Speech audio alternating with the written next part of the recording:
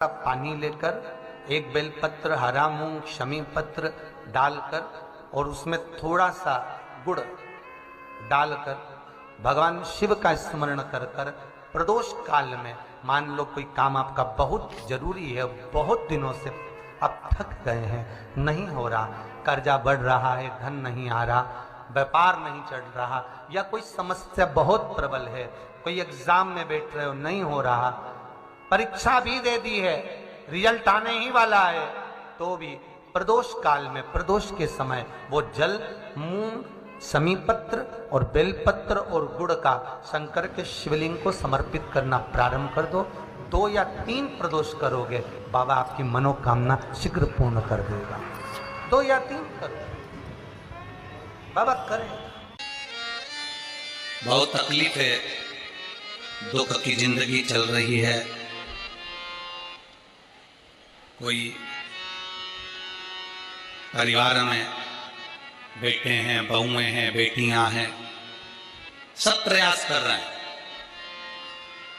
बेटे भी प्रयास कर रहे हैं, बहू भी प्रयास कर रही है, बेटी भी प्रयास कर रही है कि मुझे कोई अच्छा जॉब मिल जाए, मैं उन्नति की सीढ़ी पर चढ़ जाऊं, मैं बहुत आगे बढ़ जाऊं। और बेटा बेटी बहुएं अगर आगे नहीं बढ़ पा रही है तो शिव महापुराण की कथा कहती है कि एक कार्य करिएगा। एक बेलपत्र लीजिए और 7 चावल के दाने इस बेलपत्र के मध्य वाली पत्ती पर रख लीजिए।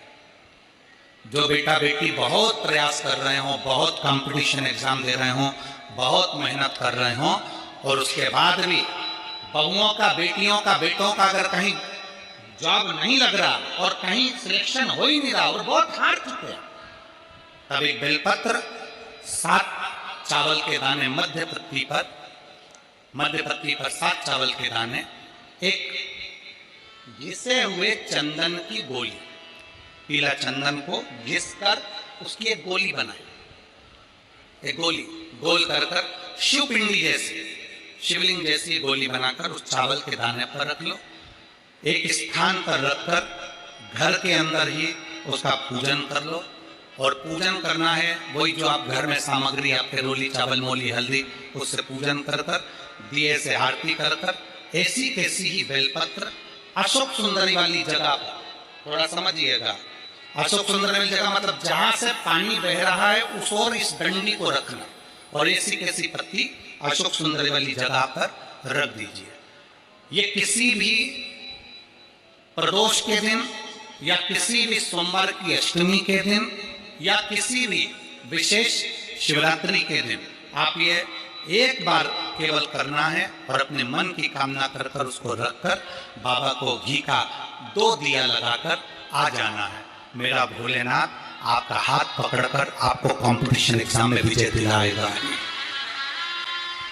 पर मेहनत करना नहीं छोड़ना, परिश्रम करना नहीं छोड़ना, संघर्ष करना मत छोड़ना। अपनी मेहनत को 4 गुना करना है, अपने परिश्रम को 4 गुना करना है, अपने कर्म की लगन को बढ़ाना है। जितने घंटे पढ़ाई करते थे उससे 2 घंटा और बढ़ाओ, जितनी मेहनत करते थे उससे 4 घंटा की मेहनत और बढ़ाओ, और साथ में 7 अक्षत, एक चंदन, पीले चंदन की एक शिवलिंग जैसी आकृति, छोटा सा शिवलिंग जैसा भाग रखकर घर में उसका पूजन कर कर, घी का दिया से आरती लगाकर, बाबा की आराधना कर कर, दिल से कामना कर कर बाबा से वो ले जाकर ऐसे कैसा ही पता अशोक सुंदरी वाली जगह। अशोक सुंदरी की जगह जानते हो?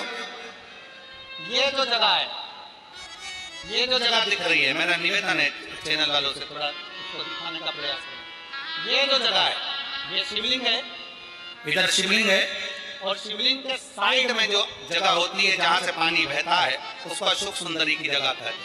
तो इस स्थान पर इस बेलपत्र को, इस बेलपत्र की डंडी पानी बहते समय, बेलपत्र की डंडी है वो पानी बहने के स्थान पर हो, उसको रख दीजिए। 2 घी के दिए लगाकर, और घी के दिए का स्मरण करें, दोनों दिए गोल बत्ती के नहीं होंगे, दोनों दिए लंबी बत्ती के नहीं होंगे। जो 2 दिए आप लगाएंगे, एक गोल बत्ती का होगा, एक लंबी बत्ती का होगा। गोल बत्ती क्या बोलते हैं यहाँ पर? फूल बत्ती। यहाँ फूल बत्ती बोलते, तो गोल बत्ती मतलब फूल बत्ती, और लंबी बत्ती लंबी वाली बत्ती, 2 दिए लगाना है, एक जगत जननी का, एक बाबा विश्वनाथ का। दोनों दिए आप रखकर बाबा को प्रार्थना कर कर दिल से आइए, मेरा शंकर आपकी कामना पूर्ण करेगा और पत्र व्यासपीठ पर जरूर आए अवश्य।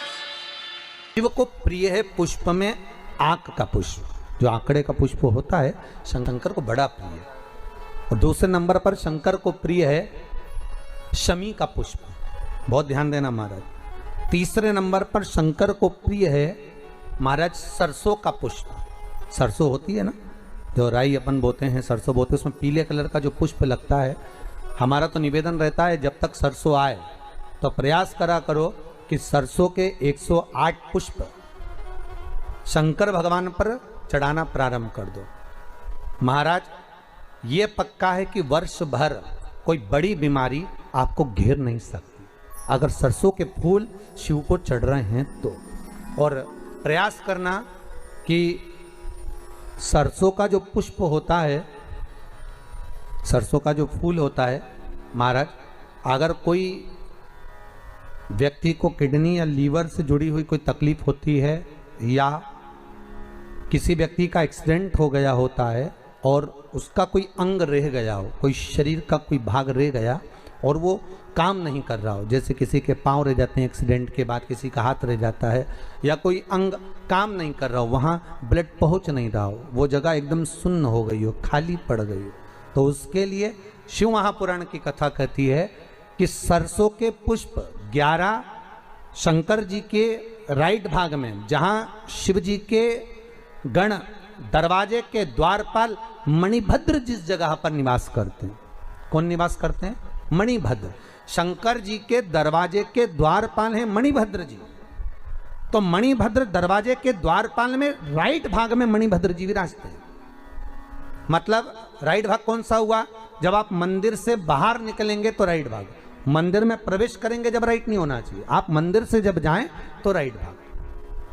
मतलब आप मंदिर से राइट से जाएंगे तो शंकर जी का भी राइट हो जाएगा, क्योंकि शिव जी ऐसे बैठे हैं तो शंकर जी का भी राइट हो गया, देवता उनका भी राइट हो गया, तो राइट भाग सीधा हाथ मणिभद्र जी का स्थान। 11 सरसों के पुष्प मणिभद्र के उस द्वार पर आप रख दीजिए और मणिभद्र के द्वार पर रखकर अंदर जाकर 108 वापिस जब आप बाहर निकल रहे हैं, ये पुष्प आप रखने के बाद एक बार बाहर जाएंगे, फिर वापिस आएंगे मणिभद्र के रखने के बाद, और अंदर जाकर 108 सरसों के पुष्प शंकर को समर्पित करेंगे महाराज। उस सरसों के पुष्प जो शिव जी को आप समर्पित कर रहे हैं उसको वापस लेकर आएंगे, श्री शिवाय नमस्तुभ्यम बोलकर उस सरसों के पुष्प को महाराज सरसों के तेल की बोतल में उसको डाल लीजिए। शंकर भगवान को किसी भी प्रदोष में, शाम के समय प्रदोष काल में उस तेल को वापस ले जाकर चढ़ा दीजिए शिव जी को, उसको वापस लेकर आ जाइए। उस तेल का प्रयोग आप नाभि में डालिए और जो शरीर काम नहीं कर रहा उस स्थान पर कम से कम 15 दिन 20 दिन तक उसकी मालिश करना प्रारंभ करिए। बाबा चाहेगा तो चलाने का प्रयास कर देगा और वो अंग, वो शरीर काम करने लगेगा।